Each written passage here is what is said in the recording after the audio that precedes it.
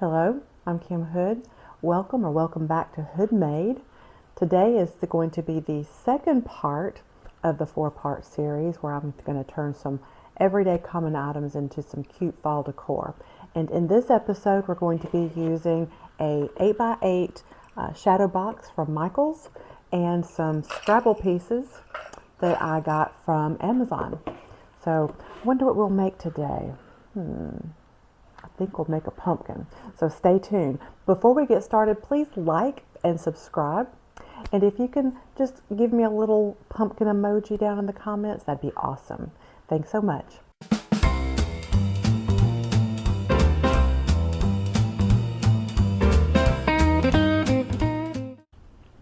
So the first thing I've done is I've just dumped out some Scrabble pieces, and I'm going to start by looking for the letters to the word thankful. I was hopeful I'd be able to use the whole word thankful for this project. However, I ended up using just thanks because the pumpkin that I create with this is not going to be big enough to have the entire thankful word. So I'm going to pick those letters out first, and then I'm going to arrange the shape of the pumpkin after that with the leftover Scrabble pieces. And here you can see I have most of my thankful spelled out. I did isolate the S because I was thinking that I might not have enough room on the pumpkin in order to put the whole thankful. So I did both just in case. Now I'm going to get an 8x8 shadow box that I bought last year at the end of Christmas from Michaels. It was on sale, buy one get one, and so I stocked up on several shadow boxes. What I'm doing here is I am taking the Scrabble pieces and I'm going to arrange the shape of the pumpkin so I can see about how many Scrabble pieces I'm going to need in order to get them ready to paint.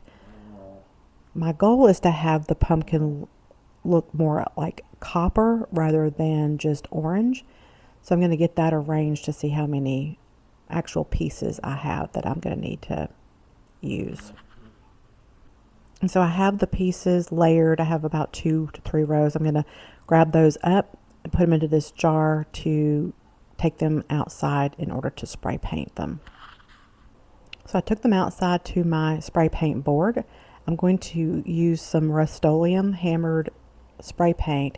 Now I thought this was a copper color, at least that's what the top looked like. So it ends up not being a copper color, but I spread the pieces out, tried to space them far enough apart so I could get a good coat of paint on all the sides. They're all spread apart and I'm starting to put the spray paint on, and at first I'm thinking, okay, that looks pretty good. It's kind of a coppery color, but the more I did, the more brown it became. And I did not have anything else at my house to correct this, at least not in a spray paint. So I just went ahead and continued to paint them this color. So then I went and found some champagne gold, and I thought, well, maybe that'll lighten it enough to make it look a bit coppery. And you can see that was not working. It actually looked white. So I just kind of kept on at this point. So then I'm thinking, okay, let's maybe add a little yellow. Maybe that'll help to bring out maybe a different kind of coppery color. Yeah, it just continued to be a hot mess. But I decided to continue and think about it. So I spritzed it a little bit more to get a different color. Now, you can't really tell it here, but this actually ends up looking a bit like a combination of a gray brown color when everything is all said and done. So then I remembered I had some DIY paint called Pennies from Heaven, and again that is by Debbie's Design Diary DIY, and it is a copper colored paint. Now I would not have wanted to paint each individual piece, so having the base coat of this brownish grayish tone did help out, and I painted just the tops. I painted them lightly, kind of leaving some streaks of the other paint peeking through. So it looks a little bit distressed or worn. I did put some on the sides of it, but I kept a lot of that base coat also showing. And I finally began to really like this color a lot. It was the copper that I was looking for finally. Here they're almost dried. I brought them into the house. I'm going to use my air dryer or my heat gun actually, to finish drying them, making sure that they have the coating on them that I'm going to like as far as the color goes of the pumpkin that I'm wanting to create. Okay, now I need to take the words thankful. I'm also going to do the S, and I'm going to take a Sharpie marker, and I'm just going to go around the edge of the Scrabble tile. The reason I'm going to do this is I don't want the Scrabble tile to get lost in the mosaic of the pumpkin, so to speak. So this will kind of help create some contrast that will draw the eye to the words so that it'll stand out from the back of the pumpkin when I put the words on top of it. I'm going to go around each one of these with this black Sharpie marker. Now I've got all the words done. I'm going to put them back in this little tin and set it over to the side. And I'm going to bring out my 8x8 shadow box. I'm going to take it apart. Of course, I'm going to need to clean the glass. That's just the insert paper there.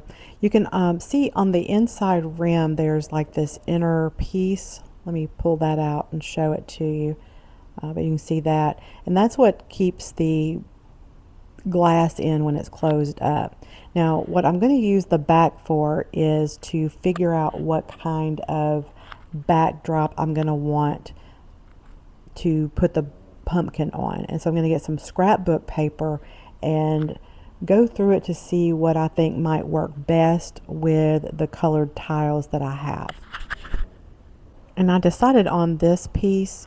I felt that it was cute. It had lots of words that relate to Thanksgiving, and it looked best with the color of the tiles, the copper color. So what I'm doing here is I just want to put it against the paper to see what it looks like, and then once I'm pretty sure that I'm going to use it, I'll cut out the small square piece and glue it down. So I'm just going to use the back piece on the front here, and I will take a pencil and trace that out.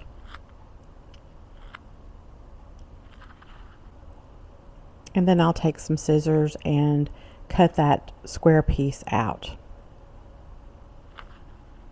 And I'm just going to take my Elmer's school glue and just paint this all along the back side, especially along the edges. I want to make sure that those edges stick really good. I want the whole sheet to be purple.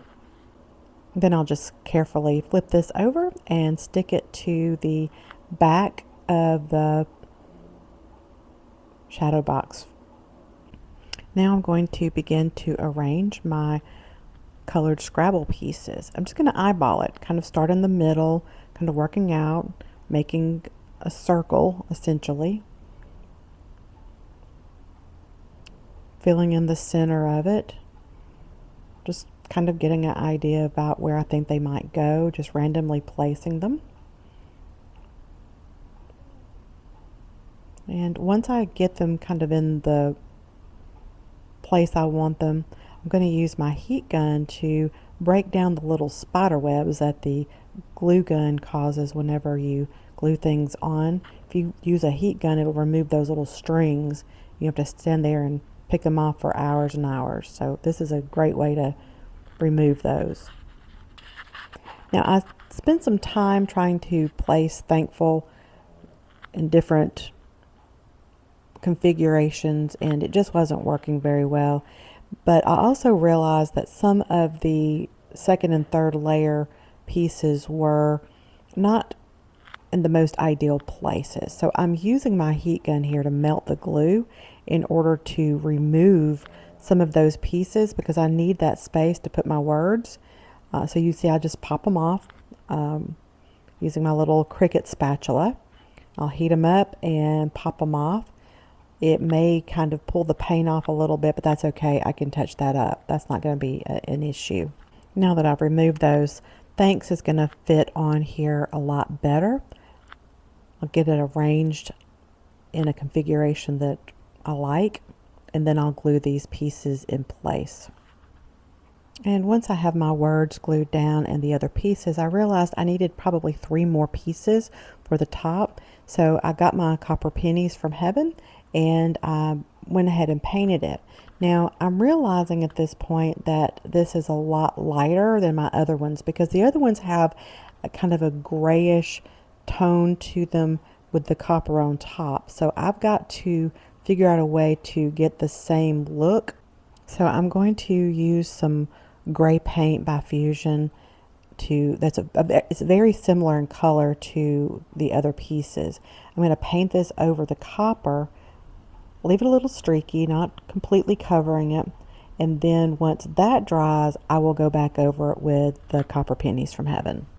Now while that's drying, I'm going to age the edges of the letters that can be seen using a little bit of Waverly antiquing wax. I'm just going to use a little bit of a dry brush technique on the edges. And so I'm going to just dry brush the edge here and then use a paper towel to wipe it back a little bit. Smear it on a little bit too. I just want the edges a little bit darker with the centers a little bit more clear. I'm going to do that on all of the letters. I'll just put some on, wipe back, put some on, wipe back. And I'm just going to keep doing this until I get the appearance that I'm looking for. I'm even going to use a little bit of clear and white wax to kind of do a push-pull where I want to use the white wax to lighten the area, almost like an eraser, and then make sure that the edges are darker than the central parts of the letters, just giving it more of an antique look. Okay, now it's time to make the pumpkin nubbin, and I have a piece of metal ribbon. I bought this off Amazon, and I'm just going to trim this to kind of look like a stem for the pumpkin. I'm using some tin snips. I'm just going to carefully cut this so that it has the appearance, or at least the shape, of the stem of a pumpkin. Okay, and once I have the stem the way I want it, I'm going to use a pencil to outline it, because what I want to do is take a little Waverly antiquing wax and make it darker under the metal ribbon so that you can see it a little bit more, so it'll stand out a little bit more. Okay, and now I'm just going to take the Waverly antiquing wax and a brush. I'm just going to outline, and then I'm going to fill that in. I'm going to fill this completely in, and once I have the Waverly antiquing wax painted on, I will then get a paper towel and just wipe off any excess wax from the background. And then once I do that, I will be hot gluing the metal ribbon to that shape, and you should be able to see it a little bit better against the words. Now I have applied hot glue to the metal ribbon already. I'm just going to put this down, hold some pressure until that glue dries. Now that that's attached, let's add some pretty leaves. So I just pulled these off of some leftover stems that I had laying around. I'm just going to kind of arrange them to see how I best want them on. Now that I have my leaves glued down, I'm going to take some lace ribbon and I'm going to make a Kathy Joe bow. You can see how I've wrapped it around my fingers, and just watch. It's hard to describe how to do one, but you can just kind of watch and see how I do it here. I'll tighten this up here, And once I have this tightened down, then I'll take it off of my fingers and make the bow look like, you know, the traditional bow that it's supposed to look like. Just takes a little bit of finagling, essentially.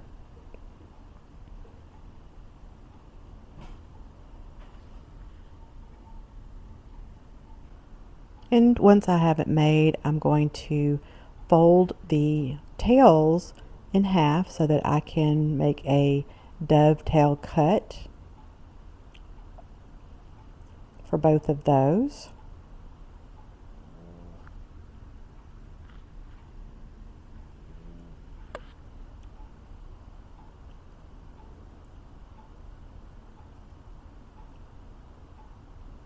And just kind of placing it there to see if I have that looking like I want it to. And then I'm just going to take some glue from my glue gun and I'm going to stick this to my little pumpkin picture. Okay, now I'm just going to fluff up the bow a little bit after I've got it glued down, and the next thing I'm going to do is, you're not going to be able to see it because I was too far off screen, but I'm going to take my pip berries and I'm going to curl them up a little bit, and I want to put 2 little pip berry curly cues onto this picture. After I make my curly cues, I'll test the placement to make sure that I know about where I want to put it, and then I'll get my glue gun and glue the little pip berries in place. Once I have those glued in, then it'll be time to start to reassemble the frame with my completed piece on the inside. Now I'm going to take some alcohol, just some regular rubbing alcohol, pour it in there, and use a paper towel to clean the inside of the frame. I just want to make sure that there's no smudges or marks on the inside. I'll do the same thing for the external glass too. Okay, now let's start to put it back together again. I'm going to put making sure that I have everything where I want it to be. Also making sure that the letters are not covered up by my little bow. And then I'm going to put it face down, put the tabs back down, and I will show y'all this finished product. Y'all, I think this looks so cute. You can kind of see the reflection. That was my son's thumb, by the way. But the reflection of the copper, I think it turned out really cute. And here it is on the wall. Try to get you a close-up of it so you can kind of get an idea of the color. You can kind of see the streaks of gray peeking through the copper. Just makes it look a little distressed. Of course, the antiquing from the wax. And this is the same piece styled in a vignette on a shelf. It's kind of a little shelf sitter in the background. Y'all, I want to thank you so much for tuning in, and be sure to subscribe so that you'll find out when part 3 is posted.